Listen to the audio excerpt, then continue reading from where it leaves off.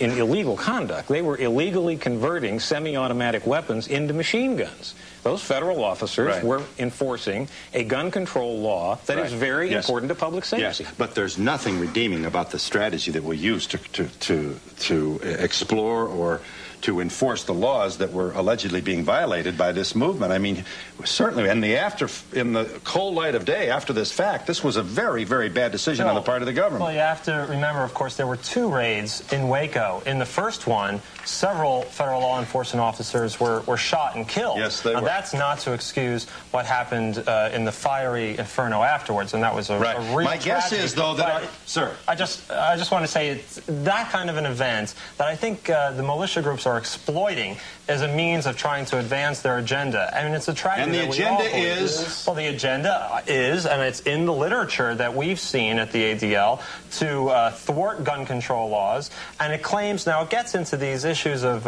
privacy, but then I begin hearing all this sort of stuff about the New World Order and a one-world socialist government. And that's, I think the American people kind of know how to judge that. I assume that if federal agents, full flak jacket and all helmets and full regalia, invaded your private space, you would have responded in the same way that Koresh's people did on the occasion of the first raid. Can I make a correction? There's a question out on the table. You don't like my questions? Would you respond? No. You would not shoot him? No. If they come with a legal warrant, then that legal warrant should be served properly. They should come and knock on your door. We will bow to any legal warrant and have our day in court, and that's what we ask for those people. Absolutely. No service of a warrant in the Koresh situation. There was no service. It was premeditated. And those of you that want to really find out about it, contact us at Knox in Montana, and the militia, and we have the tapes and documentations, like the ordering of body bags before they even went in there. Over here, please. I live an hour from Waco, Texas, and it scares me to death that that's in my backyard. And the reason that happened is because people believed and listened to people like you.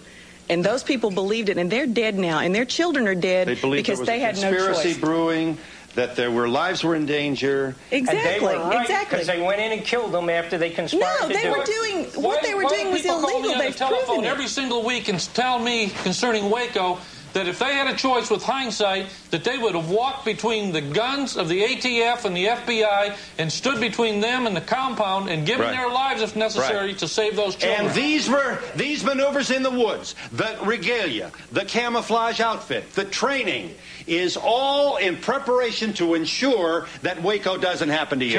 Do I speak the truth? To ensure your freedom under the Constitution that already exists. Bill, you're right. I don't know if you've read it recently. Thank you. Appreciate your direct answer. The next time, using hindsight, 2020, the next time a Waco is going to happen, I hope that I have the opportunity to stand on the line between those children and those rifles. And if they want to shoot me and take me out, that's fine, but at least I'll hold the line. And I hope there's rows of tins, and that the media can come in and expose it and stop it and take the people to justice. You sound like you're going to be Gandhi. You're going to walk out there unarmed and stand between the police and the children. You're right. But but we have the testimony of at least one of your members that he's going to let somebody have it if they come unauthorized, in his view, into his property. That's right. And you can ask millions of gun owner Americans, not militia members. Yeah. When they come to get my guns, they'll have to take it in my cold, dead hand. And you know it's true.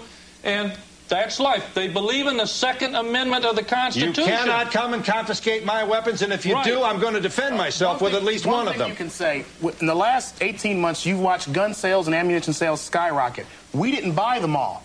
The American public did. Millions and what millions they bought, they did not buy to hunt squirrels. I got involved in this when I first went into a gun show, and I asked the lady, why are you buying these things?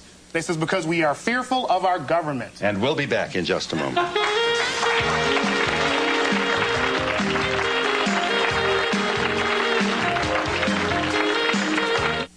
Yes. Got much time now. What I think you're doing is preying on people's fears and creating the same tensions that created when we had Hitler's Nazism. I have read the Constitution. I have read all of it. What you're trying to do is twist it to your own means. You do not know what we're trying to do. You don't know us, ma'am. Well, you don't know me, but I do know that we do need laws against guns. I detest any more than fascism and Hitler's Nazi. You don't know us. I talked to Dick Lobenthal from the Detroit area ADL, and he told me that every fascist government starts out with a democracy with a constitution suspended temporarily. Hitler's Germany, folks. Over here, please. I'm not from Montana, but I've never had a FBI agent or a sheriff ever knock on my door for every reason, for any reason. And one other thing is... There's some inner city people that want you to know that this is happening.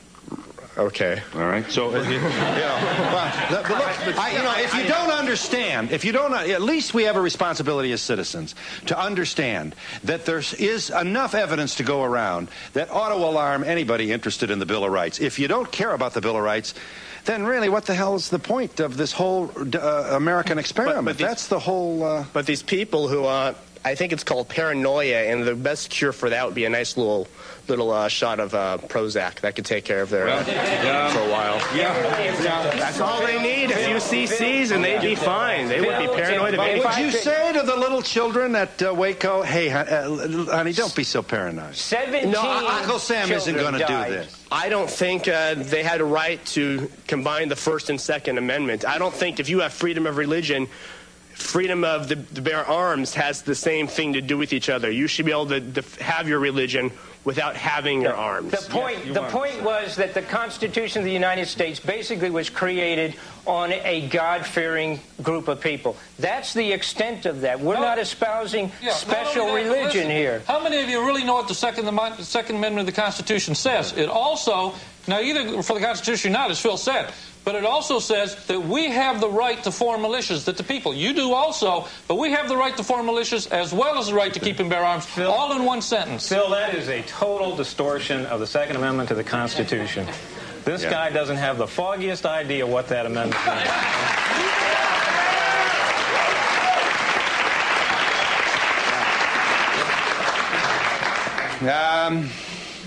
Yeah, there's more to it. The right to keep and bear arms shall not be infringed. And also the establishment of a militia is declared. Notice it says a well-regulated militia necessary to the security of the state. The militia is a military force of state government, not a private army. No, the Second Amendment is in the Bill of Rights. The Bill of Rights for guarantees to the people, not to the government. Please let me say that we have on the stage represented 3 states in which there is militia activity. Considerable amount of it. The New York Times has reported on your states and others. Florida has considerable militia activity. I think the Mr. Fletcher, he of the many photographs, and now here he comes with a report, would want to say that what, half our states now have militia activity? No. Probably what? Probably. Phil, I'll give you a fact. I have 48 states that have militia activity, 25% of the counties, and I can document every one of them. And we'll be back in just a moment.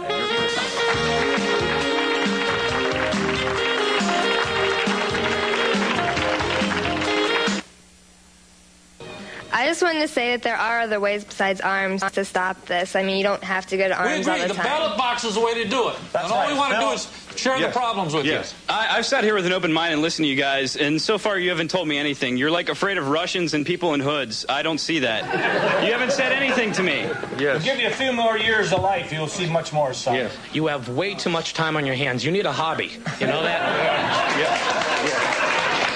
I'm sure I could get a lot of people to join my organization, too, if I could give everyone a gun, and especially gentlemen. I know they like this, to run around in the woods and shoot them and play war games. Nobody gives anybody anything. There are many ladies in our organization. If I might point out, those of you that don't quite get a handle on it and don't quite understand it, contact us there in Knox, Montana, and we'll give you things such as examples of Bill Clinton's emergency rules that he just laid down June the 3rd. This is the entire document for martial law. You can read it yourself. Thank you. So where are all the women on the stage? Yeah. You have women? Are women part of the militia? Absolutely. They are. Member's an 87-year-old lady. What do the women do? Do they identify... They're worried about what's happening. So. There's a young lady in Kalamazoo, Michigan.